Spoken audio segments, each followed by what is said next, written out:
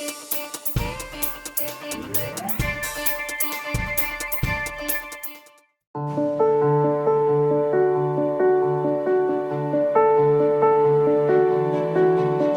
ka sa Diyos.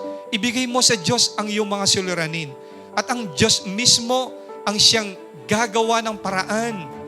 Bibigyan kanya ng katalinuhan. Bibigyan kanya ng isang kaibigan o ng isang taong pwedeng tumulong sa iyong problema, sa iyong suliranin. Hindi ka bibitawan ng Panginoon. Mayroong mga karanasan sa buhay, kung wala kang salita ng Diyos, talagang ikaw ay bibigay. Sa dami po ng mga alalahanin, sa daming karanasan ng tao, muntik-muntikan ng mamatay. Pagkatapos, ang daming pang pinapasok ni Satanas sa iyong isip na pwede kang ganito ang mangyari sa iyo, yung darker side of life, ang ibinibigay ni Satan. But when you know the Word of God, cast your care, cast your burden upon Jehovah, upon the Lord, and He will hold you.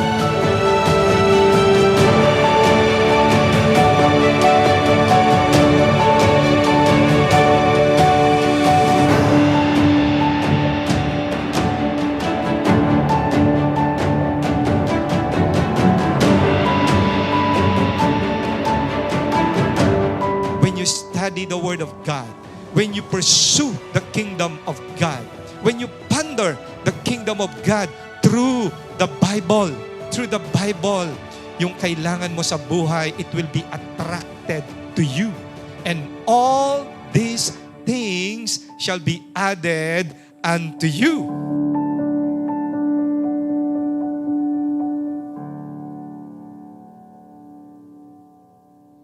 Praise the Lord! Magandang gabi po sa bawat isa. Welcome, Kingdom Talkers! Napakabilis ng panahon. Ngayon ay pagpapatuloy natin ang ating pagtalakay. Pinag-aaralan po sa Constitution of the Kingdom of Heaven. Baka gusto mong bumate, Brother Jay. Praise the Lord! Isa pong pinagpalang araw at gabi sa bawat isa na sumusubaybay po sa ating programa sa Kingdom Talks. At syempre, tama po yung pastor na to wrap up ito pong usaping pag-ibig, relasyon na alam ko ngayon ay inaantabayanan ito pong part 2 po na pag-aaralan natin. And bago po tayo magpatuloy, pastor, ating pakinggan ang bahagi ng programa po natin for our key specials.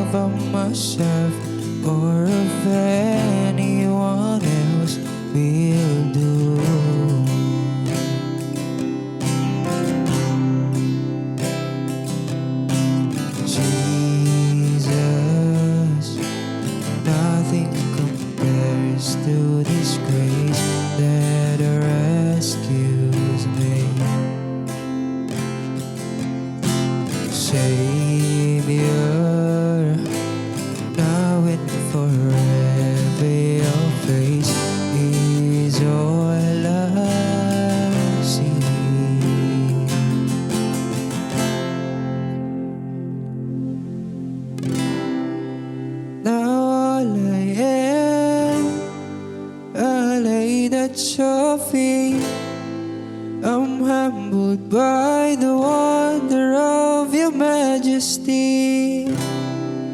One thing I know, I find all I need in your unending love, in your unending love.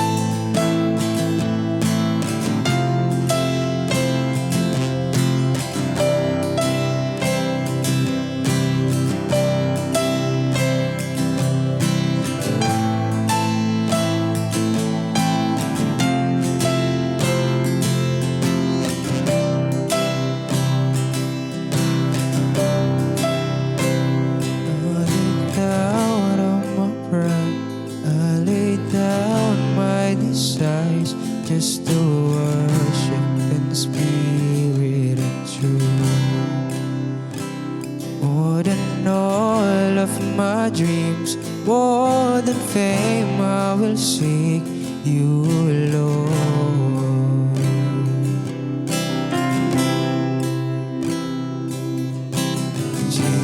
Jesus, nothing compares to this grace that rescues me.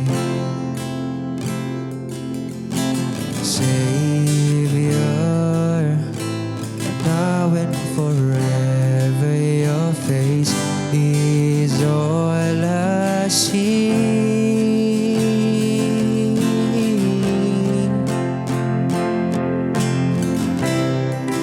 Now all I am, I lay at your feet. I'm humbled by the wonder of your majesty. One thing I know, I find all I need in your unending love, in your unending love. Now all I am, I laid at your feet. I'm humbled by the wonder of your majesty. One thing I know, I'll find all I need in your unending love, in your unending love.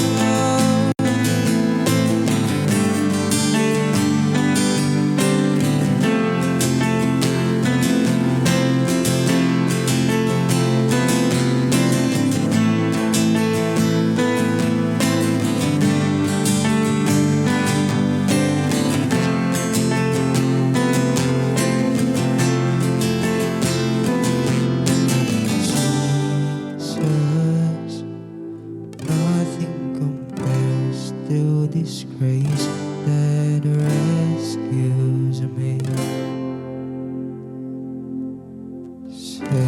Savior, now and forever your face is all I see.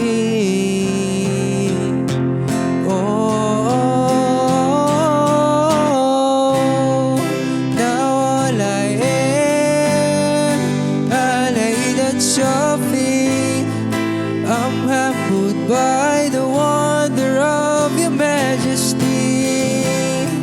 One thing I know, I find all I need in your unending love, in your unending love.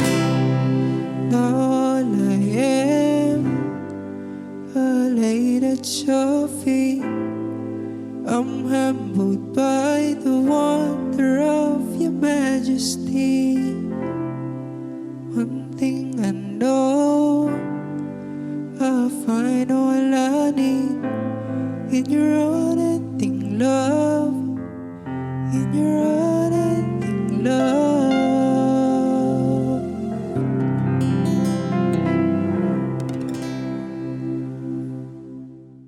Praise God! Napakagandang awitin na Brother Jay, itong Praise the ating narinig. Opo, Malalim tama. ang pag-ibig ni Kristo Tama. sa ating lahat. Right, No? opo. Hindi pwedeng ikumpara sa kayamanan Yes. yung pag-ibig ni Lord. Bagamat gusto ni Lord na tayong lahat ay yumaman, no, Brother Jay. Tama. Bago siguro tayo magpasimula sa ating pag-uusapan, ay manalangin muna tayo. Dakilang Diyos, kami po ay lumalapit sa iyong harapan. Pagpalain niyo pong muli itong Kingdom Talks sa aming pag-uusapan. Welcome po namin ang gabay at patnubay ng Santong Espiritu. Thank you, Holy Spirit, for guiding us and giving us wisdom. And this we pray in the most precious name of our Lord Jesus. Amen and amen. Praise the Lord. Amen. Praise So, ilang linggo na, Brother Jay, ay tinatalakay natin yung God is King in heaven and on earth. Pero, isuspend muna natin siyang muli Opo. dahil pumasok tayo Yes. sa buwan ng Pebrero, Love Month. Yes. Ah, Oo po, tama po yun, Pastor, no? usapang pag-ibig muna tayo at part 2 na ito. Alam ko po marami po ngayon ng nag-aabang po nito, Pastor. And by the way po sa ganito pong topic, maaari po kayong mag-comment, maaari po kayong maglagay po dyan ng tanong ninyo patungkol po sa pinag-aralan po natin. Welcome po natin yan upang sa gayon mabigyan po natin kasagutan. Dahil nga preferably, dahil limitado po ito pong ganito pong mga pag-usap. But we will entertain po to answer any question about the topic, Pastor. At pag-uusapan natin, usapang pag-ibig. At siyempre, bahagi dyan usapang relasyon. Relasyon, Pastor. Ng babae at lalaki, mag-asawa. At the same time, boyfriend, girlfriend. Yan. Hindi po pwede yan. Napakahalaga po yan. Parte ng buhay po natin yan, Pastor. Amen. Pero pinag-uusapan natin ng relasyon, gaano ba kahalaga pag pinag-usapan natin yung kasal, Pastor, marriage? Ay. Kayo po, nakarami na kayong kinasal, Pastor. Siguro po, sa dinamida, hindi nyo na natatandaan, nakailan na po kayo, Pastor, no? Hindi na natin Right, opo. hindi natin mabilang kasi wala tayong data dito, Yes, Brother Jay. Yes. Pero marami na na tayong naikasal. At mahalaga ang kasal bago ang lalaki at babae ay tumira sa isang bubong o sila ay magsiping, kailangan sila ay ikinasal muna. Dahil yan ay batas sa Kingdom of Heaven, Brother Jay. Yung kasal, institution yan na itinayo ng ating Panginoon. Bago lahat ay family muna So kailangan ay maikasal yung lalaki at babae.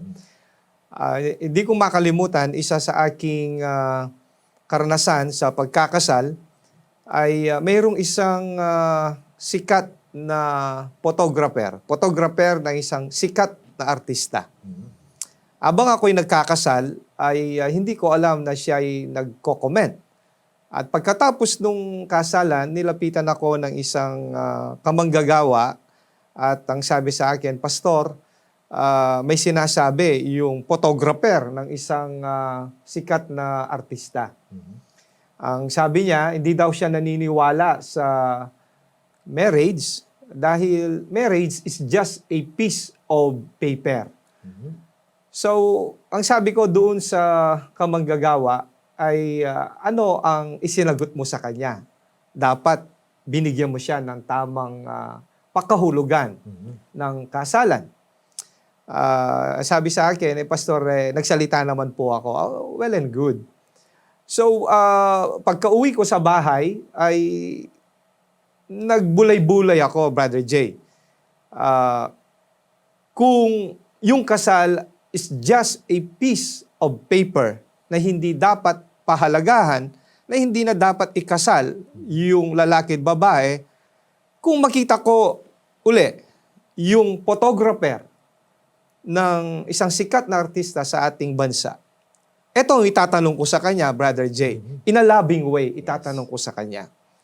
If you don't believe in marriage, and you say that marriage is just a piece of paper, what do you call?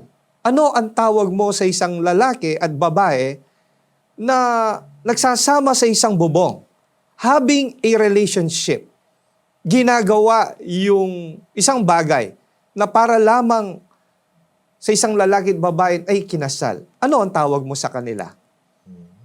Yun ang aking itatanong, Brother Jay.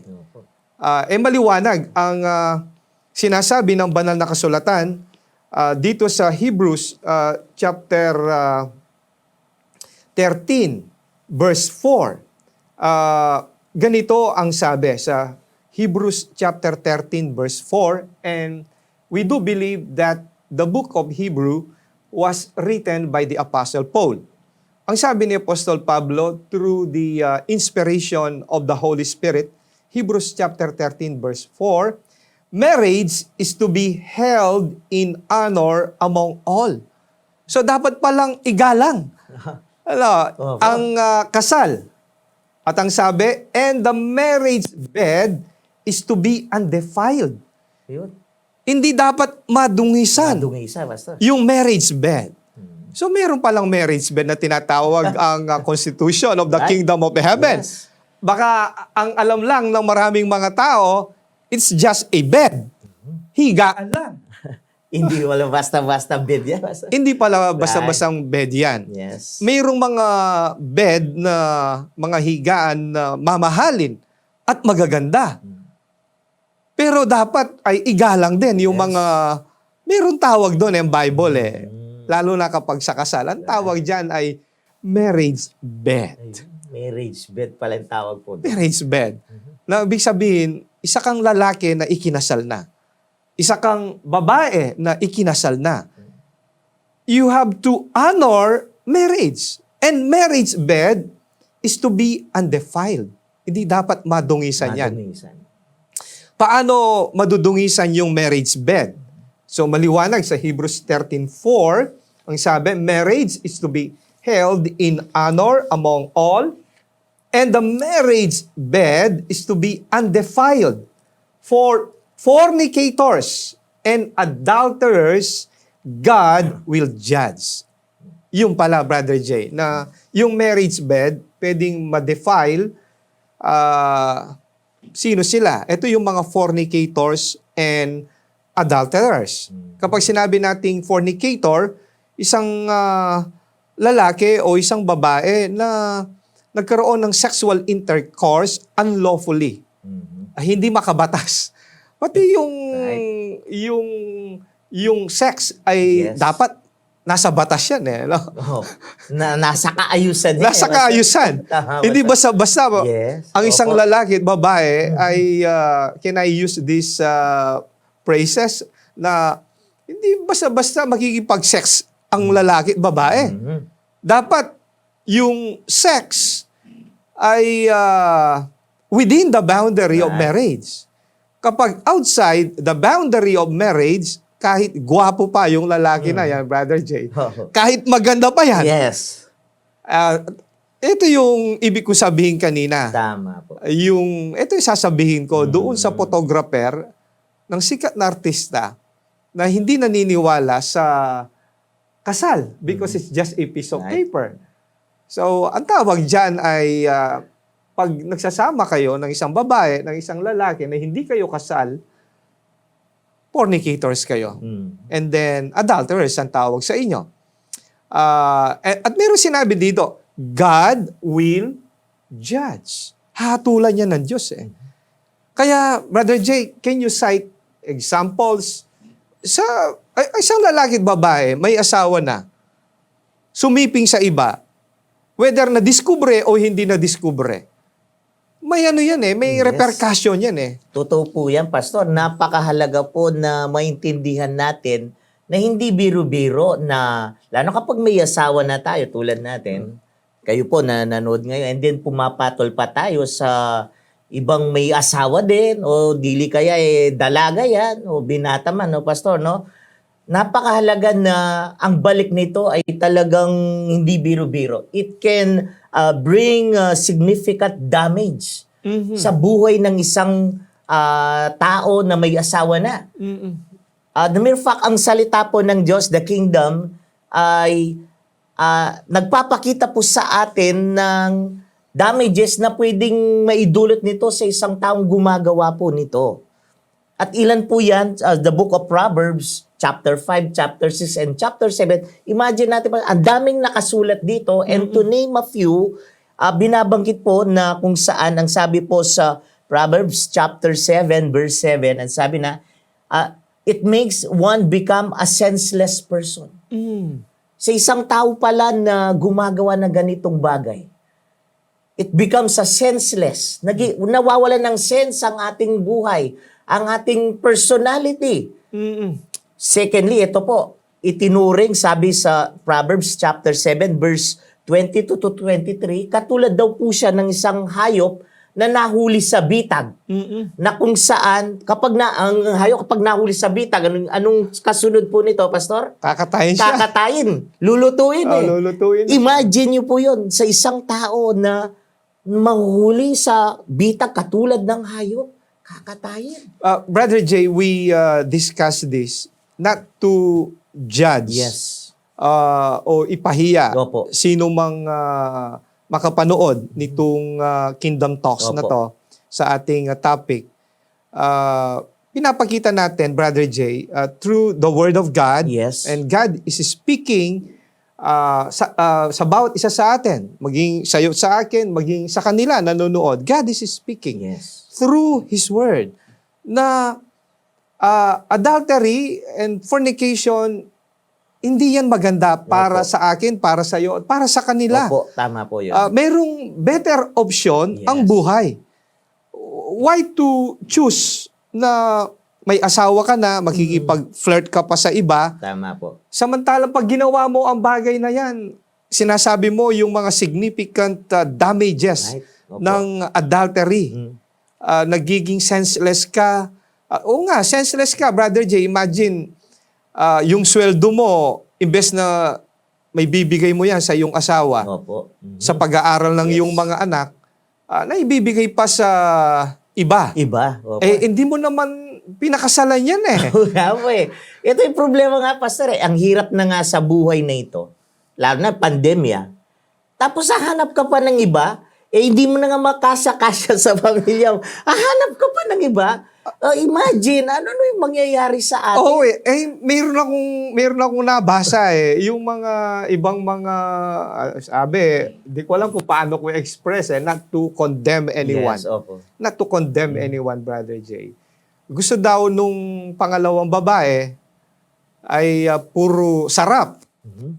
Samantalang sa hirap at ginhawa, ang kasama mo yung asawang babae. Hello, Brother Tama Jay. po eh. Nakakalungkot, imagine nyo po yun, no? Ito po, nababalitaan natin ito. Meron true story to, Pastor. Sa matagal na panahon, imagine nyo po, no? Ito yung nangyari. Nangapit bahay, naghanap ng iba, iniwan yung pamilya. Kawawa yung pamilya. Mm-mm. To the point, imagine po, nagkasakit yung lalaki. Mm-mm. Nung nagkasakit ng lalaki, iniwan na siya nung sinamahan niya. Saan po pumunta ngayon yung lalaki? Pumunta ngayon sa dating pamilya niya. Buti na lang ito. Imagine nyo po, kung yung pamilyang iniwan niya, tinuturing na kawawa ito. Yun po, nandun na, naratay na sa sakit. Pero still, napakapalad pa rin niya. Inalagaan pa rin siya. Mm. Imagine nyo ito pong nangyayari to. Iniwan mo itong pamilya to, kawawang kawawa, tapos sinamahan mo itong ibang. Ito makikita natin talaga, it damages our soul, and to the fact, nawawalan tayo ng lakas. Mm-mm. It loses our honor. Binabanggit po yan. Proverbs chapter 5, verse 9 to 11. Nawawalan tayo ng dangal. It ruin our reputation. Binabanggit na naman. Proverbs chapter 5, verse 14. It brings us into bondage. Kaya ito po, Pastor, binabanggit natin sa book of Proverbs chapter 5, verse 22 to 23. Pag sinabing bondage, sa isang taong may asawa na natulad natin, nag-fall ng minsan. Mm-mm. Hindi lamang minsan mangyayari yan eh. Yeah. Tama yan, Brother Jay. Mangyayari, uulit. Imagine po, magiging maulit-ulit yan to the point na yun na mangyayari. Kung una, para bang nabigla lang eh. Pero hahanap-hanapin. Mm-mm. Kaya nangyayari po, Pastor, hindi maintindihan ng lalaking bumagsak o babaeng nag-fall. Mm-mm. Hindi na maintindihan, bakit ayaw, alam na mali eh. Pero bumabalik. Hinahanap. Ito, nagkakaroon tinatag na soul tie. Soul tie. Yeah, tama. Kaya yung lalaki o babae talagang bumabalik sila, nahuhulog silang muli. Kaya kailangan yung ma-deliver yung nag-fall sa immorality. Opo. From the spirit of lust. Hanggat hindi siya ma-deliver ay babalik-balikan nila yung relationship na yon. Tama po.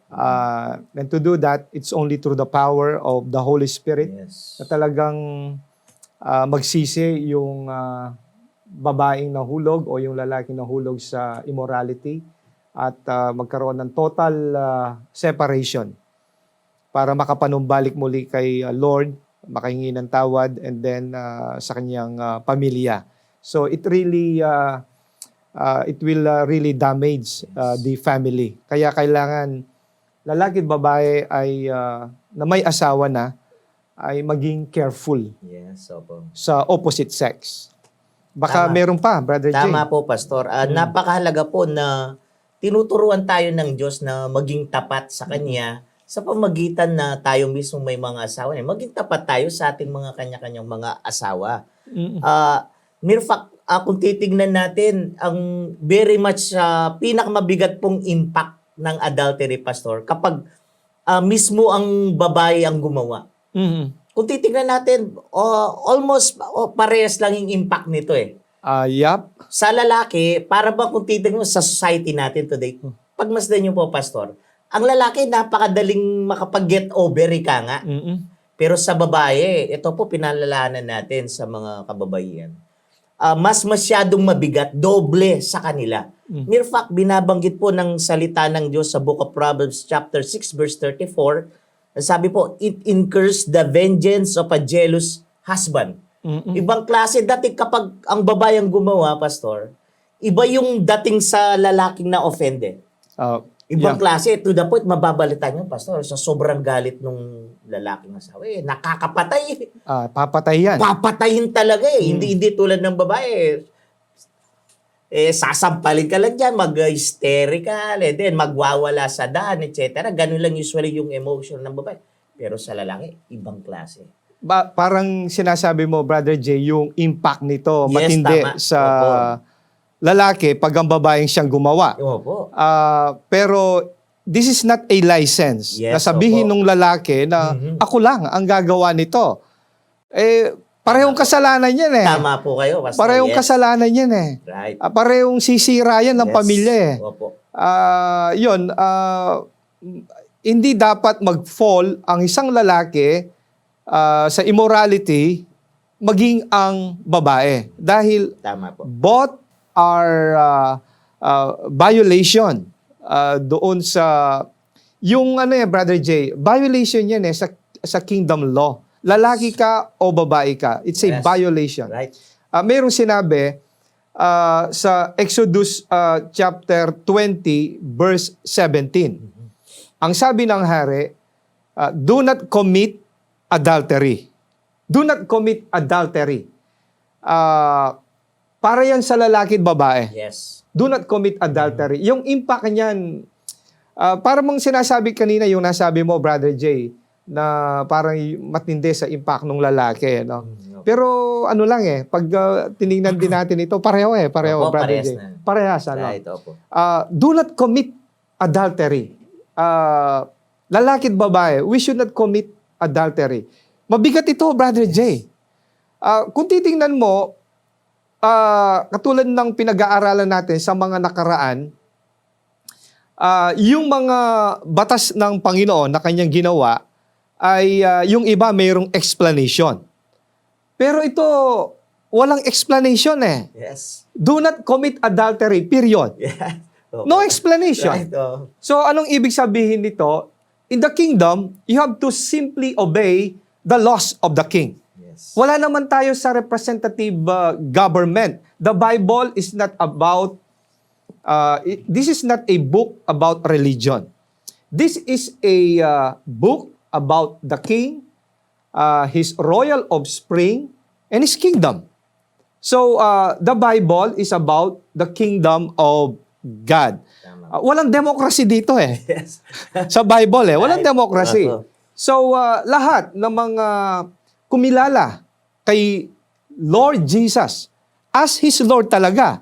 Kasi when you say Lord, any person who says, Jesus is my Lord, is in danger actually.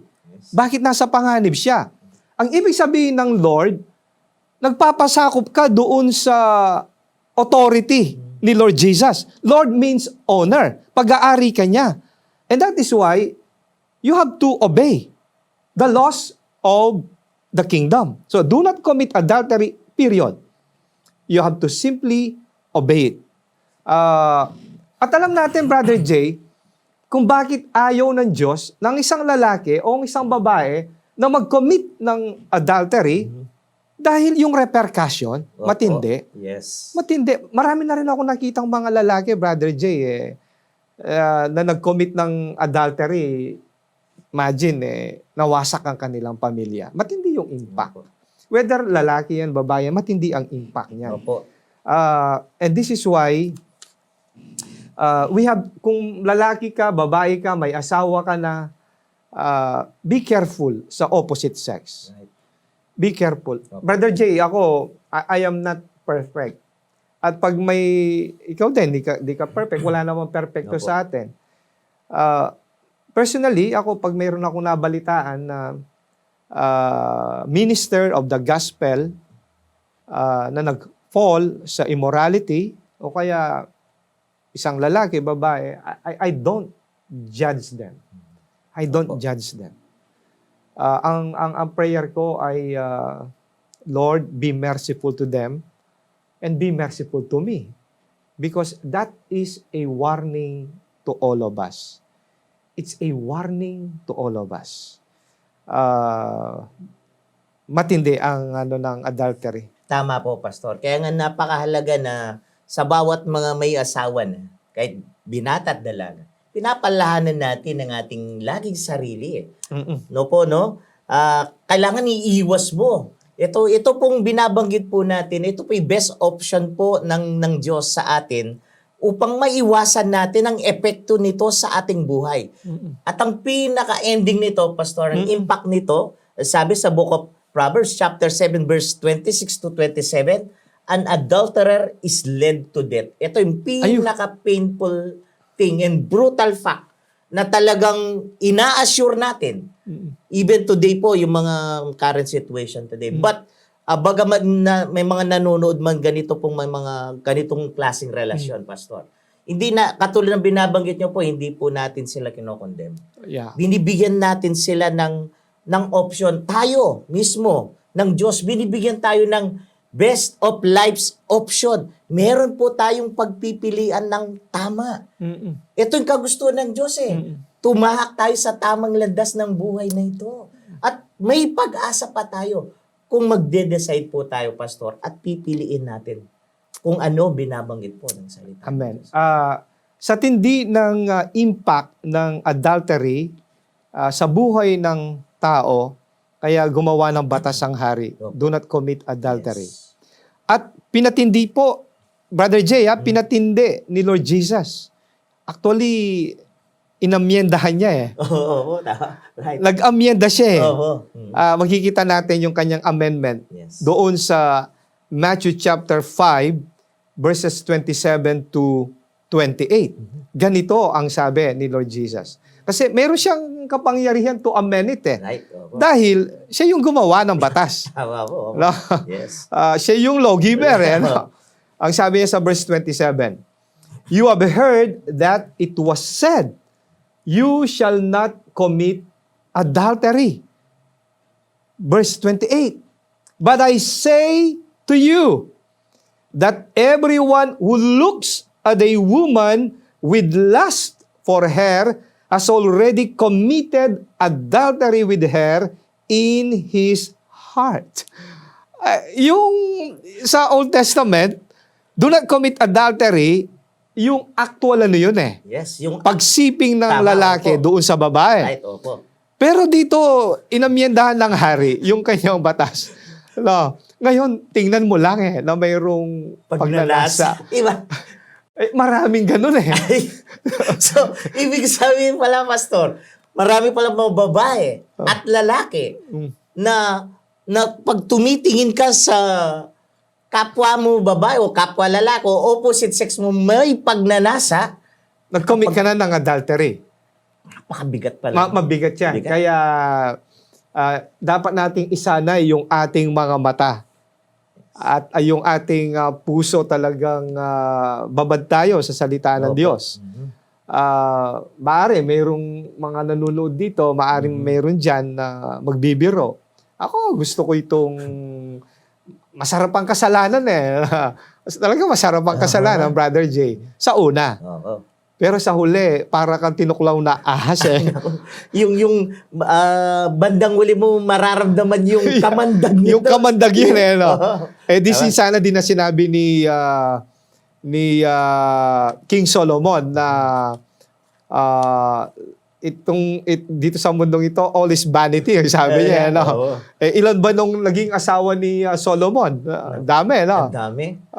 Tapos marami pa siyang concubines. Concubines. Pero hindi siya naging masaya. Mhm. Hindi siya naging masaya. Ang dami Tama. niyang sinipingan ng mga Opo. babae. Hindi siya naging masaya. At mayroong nagsasabi mga Bible scholars na bandang huli nakapag-repent siya. Nakapagsisi siya. Ano, sasabihin naman, bandang huli na lang ako magsisisi. Hindi nga yung impact Hindi nito habang nabubuhay ka eh. Opo, tama. Nandyan eh. Mhm. Yung stress level mo mataas dyan eh. Isipin mo, magkaroon ka ng mga anak sa iba't ibang mga babae.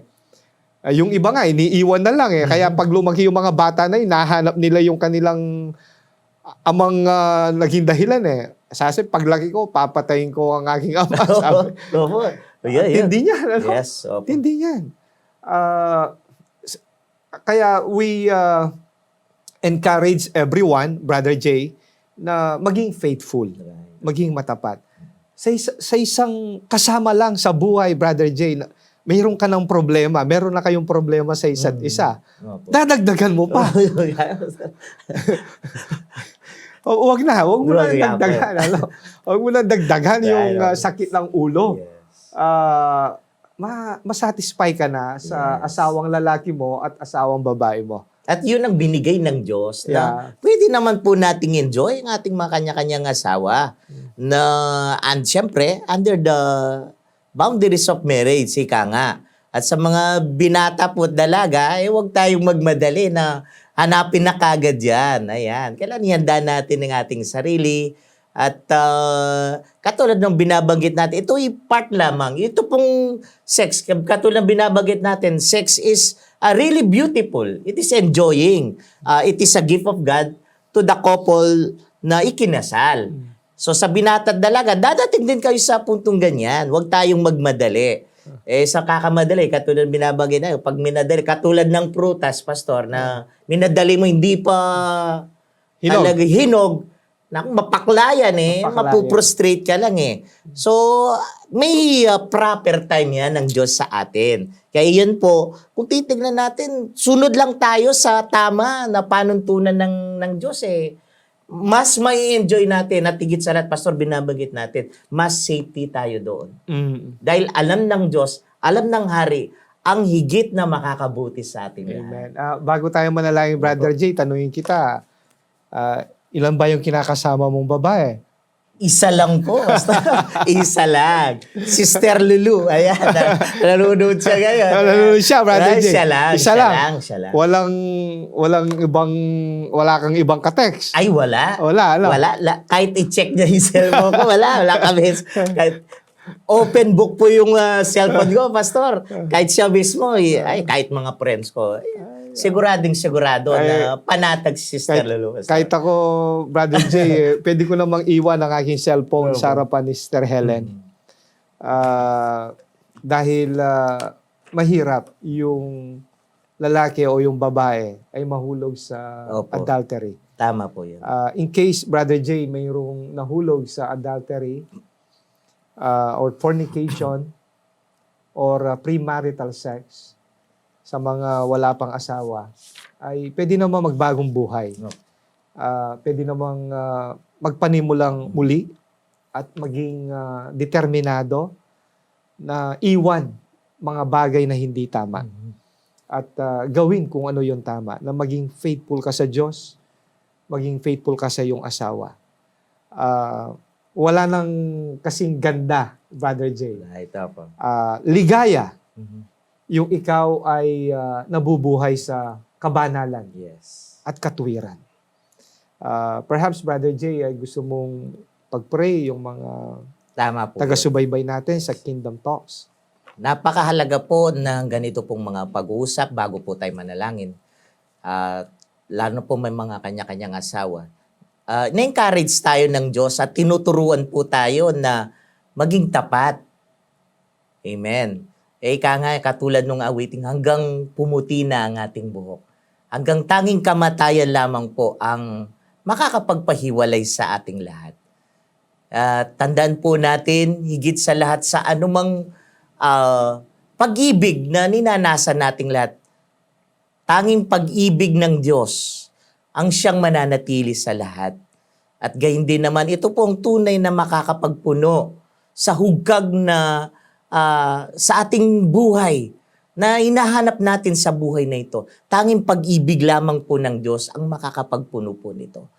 Hayaan niyo po na kayo po ngayon, even po na may mga nakapag-engage po ng ganitong mga premarital relationship, binibigyan po tayo ng Diyos ng best option na piliin natin ang tama. Lumapit tayo sa Diyos, magpakumbaba po tayo, pagsisihan po natin, gawin po natin na gumawa ka ng desisyon. Matter of fact, naalala ko po, ito pong isang babae po na nahuli sa adultery. He was caught up in the act of adultery. Talagang pinaratangan po siya. He was condemned by those people around her. Pero po, mismo po ang Diyos, hindi po siya kinondem. Mismo po ang ating Panginoong Jesucristo. Hindi po siya kinondem. Sapagkat dumating mismo ang ating Panginoong Jesucristo not to condemn us, but to love us and to forgive us and to give us a second chance. At ito pong babaeng pong ito ay nagkaroon po siya ng second chance. Nang nirecognize po niya ang ating Panginoong Jesucristo. Tinanong po siya ng ating Panginoong Jesucristo, nasa na mga nagko-condemn sa'yo? None, Lord. Tinawag po siyang Lord. Ibig sabihin po, kinilala po ng babaeng ito ang pagkapanginoon po ng ating Panginoong Jesucristo. Nakita po niya ang pag-asa sa ating Panginoong Jesucristo. At ito po ngayon ang laan po ng Diyos sa ating lahat. Nais po niya na tayo po ay maranasan ng pinagpalang buhay sa bawat relasyon na meron po tayo. Nais po nating isuko ang ating buhay sa ating Panginoon. Pagsisihan po natin ito. Sunod po kayo po sa maikling panalangin na ito na kayo po ay nagpapasakop sa ating Panginoon. At kailangang pagsisihan natin ang mga kasalanan ito. Tayo pong lahat ay yumuko at manalangin. At sumunod po kayo sa panalangin ito at nagsasabing, Panginoong Diyos, sa oras na ito, ako'y lumalapit sa inyo.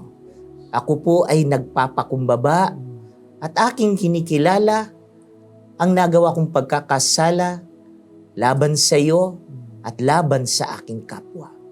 Panginoong Jesucristo, aking pinagsisisihan ang mga kasalanan ito. Aking tinatanggap ang alok mong pagpapatawad at paglilinis sa lahat ng mga nagawa kong pagkakasala sa pamamagitan ng iyong makapangyarihang dugo. Amen. Panginoong Jesucristo, Amen. aking binubuksan ang aking puso sa iyo. Amen. Inanya kita sa aking buhay, Amen. manahan ka sa aking buhay, at aking ipinapahayag sa oras na ito na ikaw, Panginoong Jesucristo, ang aking Diyos, ang aking Panginoon, ang tagapagligtas ng aking buhay. Salamat po, Panginoong Yesus. Ito ang aking dalangin. Ako na lang po patuloy mananalangin sa oras na ito. Dakilang Diyos, idinadalangin po namin patuloy na sa bawat mga babae at lalaki ngayon na nanonood, nakikinig ng programang ito, Panginoon. Yes. Hayaan mo na tulungan niyo po sila na sa paggawa po nilang ng desisyon na kung saan na may mga ganito mang relasyon na na-involve po sila sa adultery. Lord, we pray right now, Lord, na bigyan niyo po sila ng lakas na mapagtagumpayan ito, na talikdan ang maling relasyong ito, Panginoon. Tulungan niyo po sila, Panginoong Diyos, samahan niyo po sila sa oras na ito, na pato na mabuksan ang kanilang puso't kaisipan na ito ay mga maling relasyon. Salamat po, Panginoong Diyos, sa lakas na ito na ipinagkaloob niyo na nga po ito sa kanila. Yes. At dalangin din po namin sa bawat mga lalaki at babae may mga asawa at mga relasyon, maging sa kanilang mga nalalamig na relasyon. Panginoon, dalangin po namin na pag-apuyin mong muli ito. Panginoon, pagpalain niyo ang bawat mga relasyon ng mga mag-asawa. Lord, Pag-alabin mo ito, Panginoon, ng may katapatan, O Diyos, sa pangalan ni Kristo Jesus. Hayaan mo, Panginoon, na panibagong sigla ang mga communication po ng mag-asawa. Na mabalik muli, manariwa muli ang sigla ng pag-uusap, Panginoong Diyos, ng mga mag-asawa, Panginoon. Sa pangalan ni Kristo Jesus, Lord. Yes. At idinadalangin po namin, nakahabagan niyo po ang bawat relasyon po namin, Panginoon. Mahabag ka sa amin. Pagpalain niyo po kami, Panginoon. Ibuklod niyo po kami sa pag-ibig mo. Kung paano, Panginoong Diyos, na kami po'y nanumpa sa inyo. Namamahalin po namin ang isa't isa.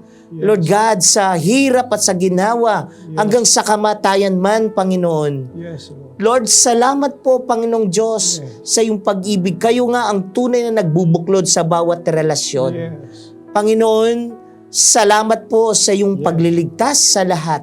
Salamat po at pinagpalay nyo nga po ang bawat pamilyang relasyon ng mag-asawa Yes. sa bawat relasyon ng kanilang mga kanya-kanyang mga anak, Panginoon.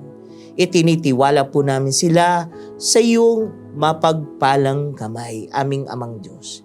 Ito po ang aming panalangin na may kapahayagan, na may pananampalataya at pagpapasalamat. Salamat po, Panginoon. Tanggapin niyo po ang aming papurit pagsamba sa pangalan ni Kristo Jesus. Amen. Amen. Praise God. Praise God. Praise the Lord, Pastor. So hanggang sa muli po sa Kingdom Talks sa Kanlungan TV, may tahanan ka.